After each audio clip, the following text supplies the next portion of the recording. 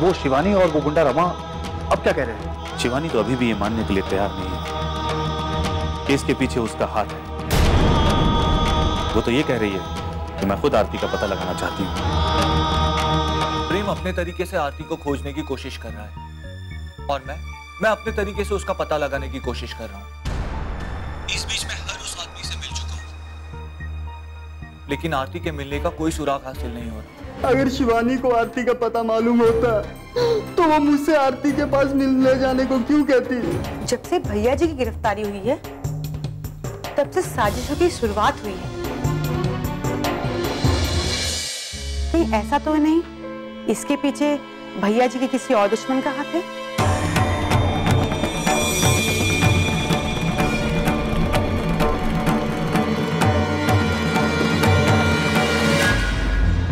इस बारे में तो भैया ही बता सकते हैं। वैसे भाभी जेल में गई हैं भैया से मिलने के लिए। अब भैया क्या बताते हैं देखते हैं। सोमनाथ इस घर के साथ साथ आरती के परिवार का भी दुश्मन है और फौजी चाचा के साथ तो सोमनाथ की दुश्मनी काफी पुरानी है। वैसे पवन, आरती की विदाई के समय गांव में जो कुछ भी हुआ था उस समय सबसे बड़ा दुश्मन बनकर तुम्हारे भैया ही खड़े हुए थे।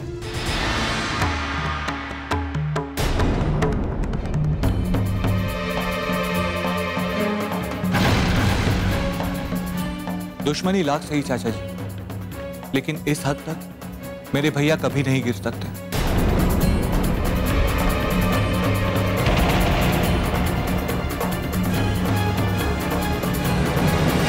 ये भी तो हो सकता है कि सबकी वजह दुश्मनी नहीं कुछ और हो। किडनैपिंग की दो ही वजह हो सकते हैं, दुश्मनी या दौलत।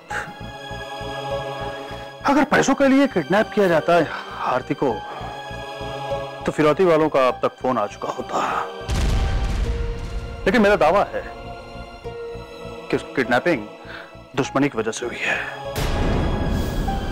सोचने वाली बात यह है कि आखिर इसके पीछे है कौन?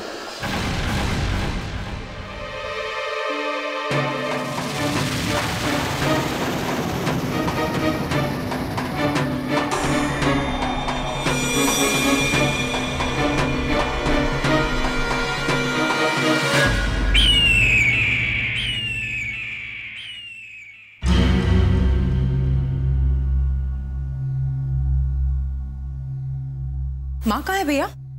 क्या तुझे मालूम नहीं कि गांव में हर तरफ किस बात की चर्चा है? मालूम है भैया। बाबूजी यहाँ है नहीं, इस बात का फायदा उठाया जा रहा है। जानबूझ के बाबूजी का नाम फैलाया जा रहा है। भैया, जो बात सच है उसे सुनकर बुरा क्या मानना? और बाबूजी ने ही मुझे कहा था कि गांव के माहौल पर नजर रखो। मैं तो बस यही देखने जा रही थी। देख बरखा, तू पवन के घर हरगिज मत जाना। क्यों? सबके सामने बहुत बड़ा सवाल खड़ा है। आखिर पवन के मोबाइल से आरती को एसएमएस किया तो किसने किया? किसी और को नहीं मालूम, लेकिन हम लोग तो जानते हैं कि वो एसएमएस तुमने किया। बस कीजिए भैया, ये बात क्या बार बार कहना जरूरी है? कहना जरूरी हो या ना हो, लेकिन आज इस मामले में बाबूजी का नाम घसीटा जा रहा है और तू पवन के घर जाएगी। हो सकता है तुझे देखकर उन लोगों को इस बात का ख्याल आ जाए कि आरती को कहीं एसएमएस मैंने तो नहीं किया, यही ना? हाँ, तू अक्सर आती जाती रहती है ना, इसलिए उन लोगों को शक होने की गुंजाइश है। लेकिन भैया, ये बात साबित कैसे होगी? और कोई भी ये बात साबित नहीं कर सकता, क्योंकि उस दिन पवन के घर में ना तो मुझे किसी ने जाते हुए देखा था ना निकलते हुए। फिर भी बरखा, इस बात का ख्याल रखना, दुश्मन को सोचने का मौका देना भी बेवकूफ़ी होती है। ठीक है भैया, मैं इस बात का ध्यान रखूंगी।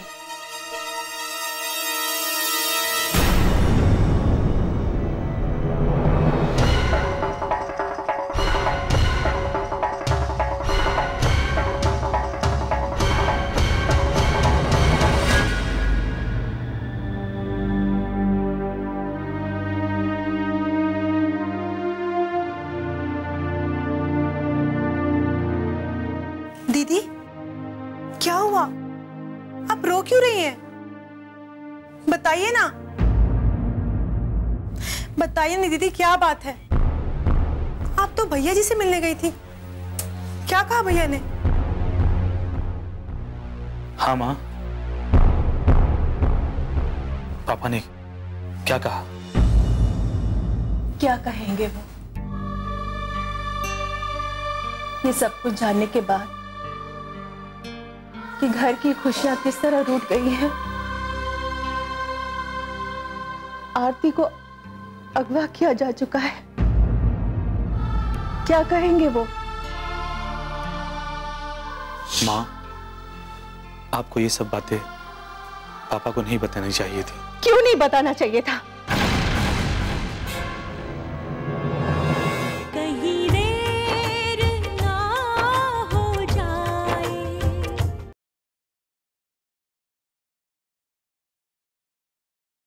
कहीं देर ना हो जाए।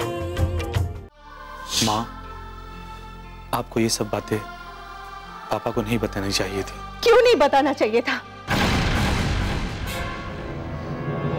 ये जो कुछ भी हो रहा है वो दुश्मनी का बोझ तो उन्हीं का बोया हुआ है।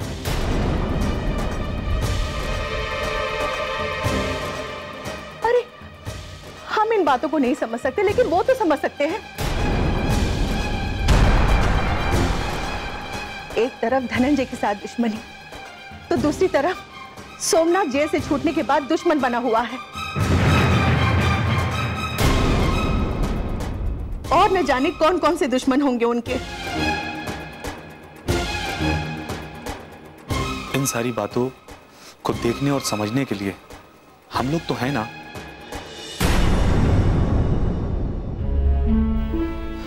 ये सारी बातें जानने के बाद तो पापा और ज्यादा परेशान हो गए होंगे।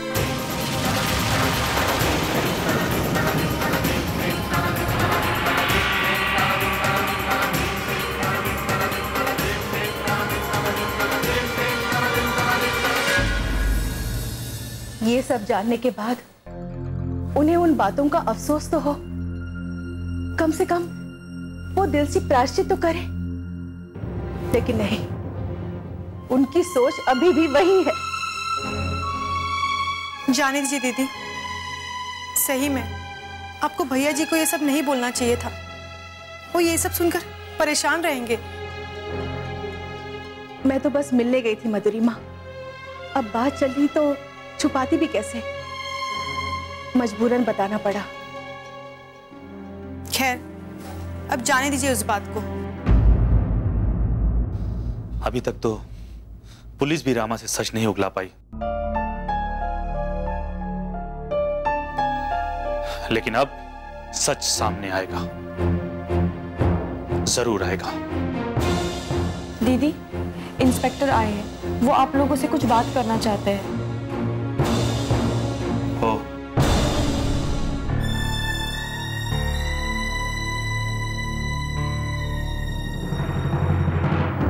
क्या उस गुंडे से कोई जानकारी हासिल नहीं हुई इंस्पेक्टर? जी नहीं, वो दरअसल अपने ही खुद लालच में फंस गया था। इसका मतलब आप भी उससे सच्चाई उगलवा ना सके? नहीं मिस्टर प्रेम, हमने सारी रात उससे पूछताछ की और मैं दावे के साथ कह सकता हूं कि वो बंदा जो बोल रहा है सच बोल रहा है। उसने कहा क्या इंस्पेक्टर? क्या उसे नहीं मालूम कि आरती कहाँ है? आरती को अगवा करने वाले लोग कौन हैं?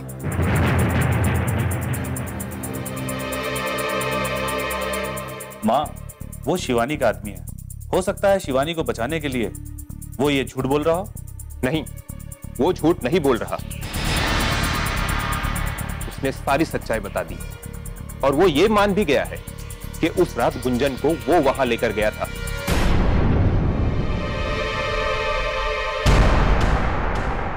और हाँ, आप लोग एक बात बताइए कि आप लोगों ने कुछ इनाम की बात की थी? हाँ, गुंजन से बातों ही बातों में मैंने उसे कहा था कि अगर आरती का कोई पता बताता है तो हम उसे बड़ा इनाम देंगे।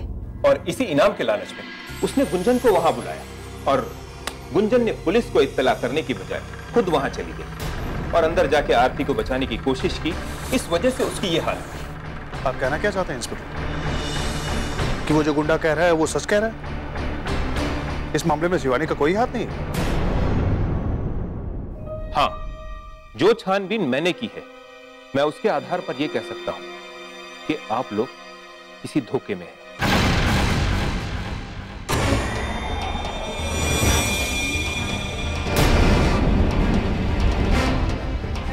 आरती के किडनैपिंग के पीछे शिवानी नहीं, कोई और है।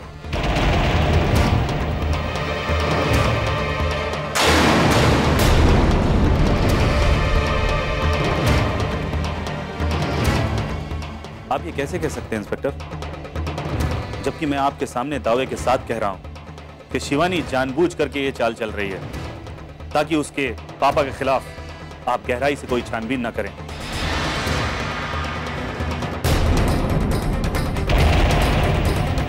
और कानून के सामने ये सच्चाई ना आ सके कि धनंजय की याददाश्त गई नहीं। बिल्कुल ठीक है। हाँ प्रेम, हमने इस बारे में बाकायदा डॉक्टर से बात की थी। देखिए इंस्पेक्टर, ये सब कानून को धोखा देने का तरीका है।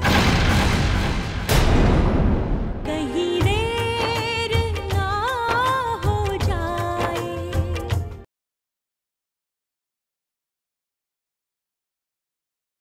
कहीं देर ना हो जाए।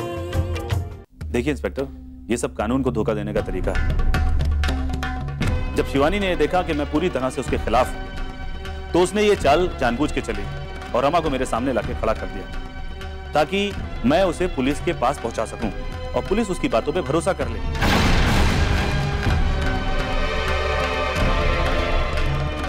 और जब पुलिस उसके बातों पे भरोसा कर लेगी तो जाहिर सी बात है कि शिवानी की छानबीन हो नहीं सकती। नहीं मिस्टर प्रेम, अगर मैं ये कह रहा हूं कि इसके पीछे शिवानी का हाथ नहीं है, तो मैं अपनी छानबीन करने के बाद ही कह रहा हूं।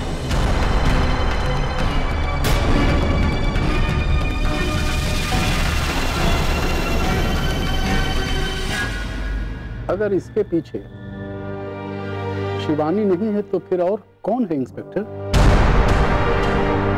हम तो ये जानते हैं इंस्पेक्टर कि आरती को अगवा करवाने की वजह सिर्फ शिवानी के पास है। देखिए, मुजरिम इसी गलतफहमी का फायदा उठाकर अब तक अपने आप को बचा रहा है।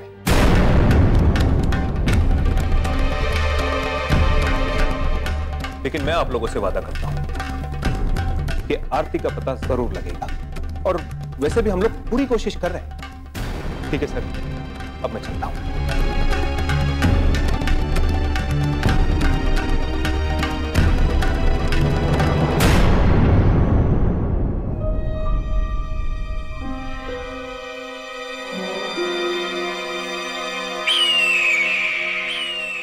मालकिन, वक्त ने ऐसा करवट लिया जिसके बारे में मैंने कभी सोचा भी नहीं था। हाँ पापा, सोचा तो हमने भी नहीं था। हम खुशियां मनाने का ख्वाब देख रहे हैं और इस तरह गम के दिन सामने आ जाएंगे। सब कुछ तय था, शिवानी की शादी हो रही थी और अचानक सब कुछ बिखर गया। और ये जो कुछ भी हुआ है, ये सिर्फ आरती की वजह से हुआ है। लेकिन आरती भी प्रेम की जिंदगी में जबरदस्ती तो नहीं आई थी, गलती तो प्रेम की थी। अरे वंदना, तुम? हाँ, एक बात बताने आई थी आप लोगों को, इसलिए चली आई।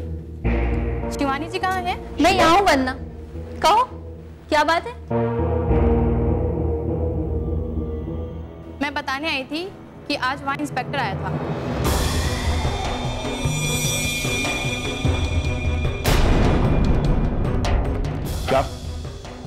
क्या कह रहा था वो इंस्पेक्टर ये बताने आया था कि उस गुंडे ने सब कुछ बता दिया है। और क्या बनना? क्या इंस्पेक्टर ने उसकी बात सच मानी या नहीं? इंस्पेक्टर यही कह रहा था कि आरती को गायब करने के पीछे आप लोग का हाथ नहीं है, लेकिन प्रेम साहब इस बात को मानने के लिए तैयार ही नहीं है।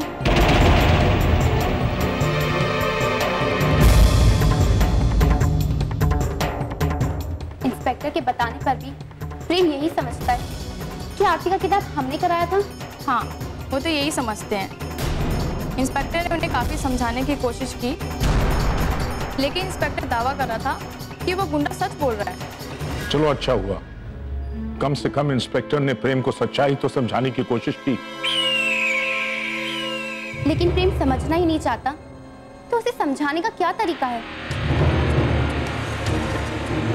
प्रेम को समझाने का तो कोई तरीका नहीं, लेकिन तसल्ली की बात तो यह है कि पुलिस इस बात को मानती है कि आरती को अगवा करने के पीछे हमारा कोई हाथ नहीं है। हाँ शिवानी, आज प्रेम मानने को तैयार नहीं है, लेकिन आरती के पता चल जाने के बाद उसे असलियत पता चल जाएगा कि इसमें हम लोगों का कोई हाथ नहीं है।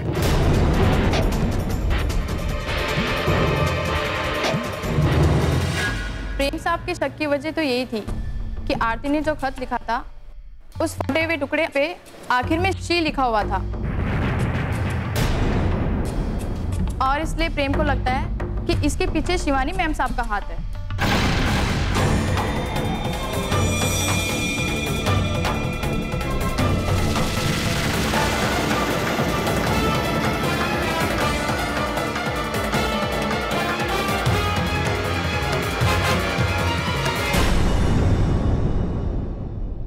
कहीं देर ना हो जाए,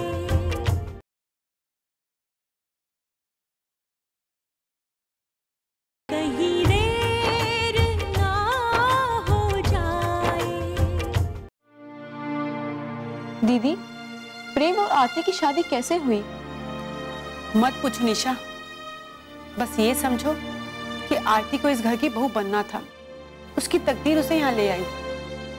लेकिन मैं जानना चाहती हूँ दीदी, उस दिन इंस्पेक्टर के बारे में भी मैंने सुना था कि वो प्रेम और आरती की शादी पर कुछ सवाल उठा रहा था। उनका सवाल उठना तो जायज था निशा।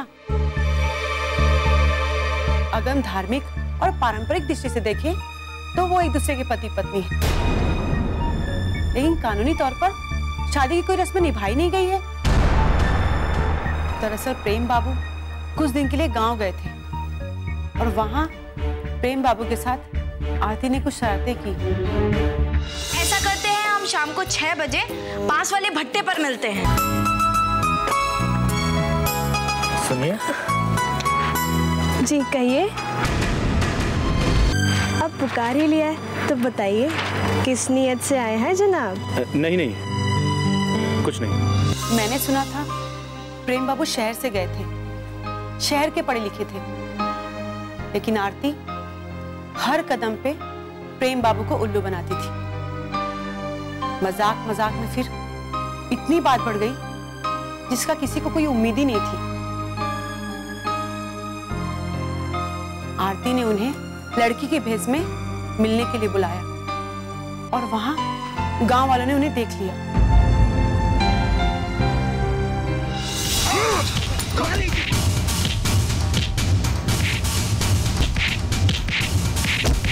प्रेम बाबू अपने अपमान से झल्ला उठे।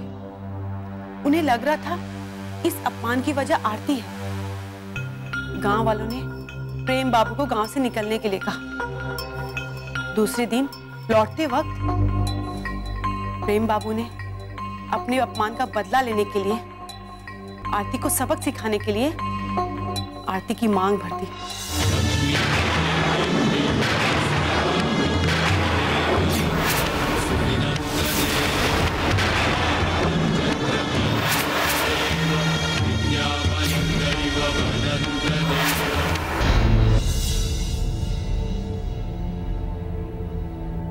हर सुहागन की मांग प्यार से भरी जाती है, लेकिन आरती की मांग नफरत से भरी गई। पता नहीं ये आरती की चाहत थी या जिद कि आरती ने उस नफरत को प्यार में बदल दिया। प्रेम बाबू का दिल जीतने के लिए आरती को बहुत संघर्ष करना पड़ा और आखिर में प्रेम बाबू को आरती को विदा करके लाना ही पड़ा। जीत आखिर में आरती की हुई।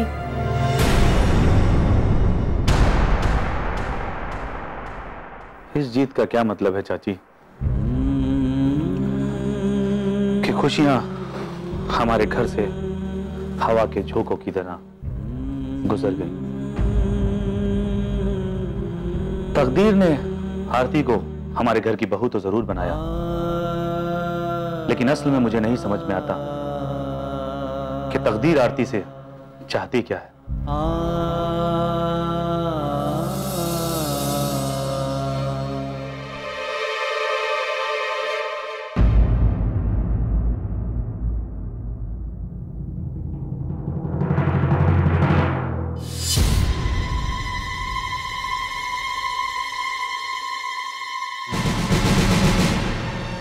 तुम यहाँ आराम से सो रही हो और वहां तुम्हारा पति प्रेम खुद तो पागल हो ही चुका है और पूरे पुलिस डिपार्टमेंट को पागल कर रहा है। आपने क्या पूछताछ की होगी ये मैं समझ सकता हूं। जब वो आपकी नजर में मुजरिम है ही नहीं तो पूछताछ कैसी? देखिए इंस्पेक्टर, आपको जिससे जो भी पूछताछ करनी है कीजिए, लेकिन आपको इस बात का तो जवाब देना ही पड़ेगा कि आरती का पता अब तक क्यों नहीं लगा और कब तक उसका पता लगेगा।